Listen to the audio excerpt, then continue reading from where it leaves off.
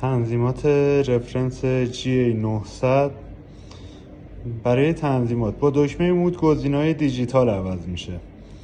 تایمر معکوس، ساعت جهانی، آلارم، تایمر ساعت و تایم ساعت. توی تایم ساعت دکمه ادجاسته که به مدت 4 تا 5 ثانیه نگه دارید.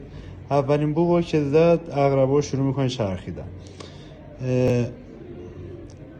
با دکمه های سمت راست ساعت رو باید ببریم روی تهران که الان روی تهران هست.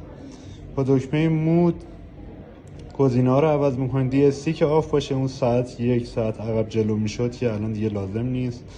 فرمت ساعت رو میتونیم 24 ساعت یا 12 ساعت بذاریم. ثانیه، ساعت که هر ساعتی تهران هست حالا تنظیم میشه و دقیقه، هر دقیقه که خواستید تنظیم میکنید روی ساعت تهران. سال، دقت کنید سال و تاریخ رو به میلادی اگر تنظیم کنید روزهای هفته رو توی دیجیتال دقیق نشون میده. ماه، روز. لایت ساعت که میتونید 1 ثانیه یا 3 ثانیه تنظیمش کنید. همه این تنظیماتی که زدیم یک بار دکمه ادجاست رو میزنیم.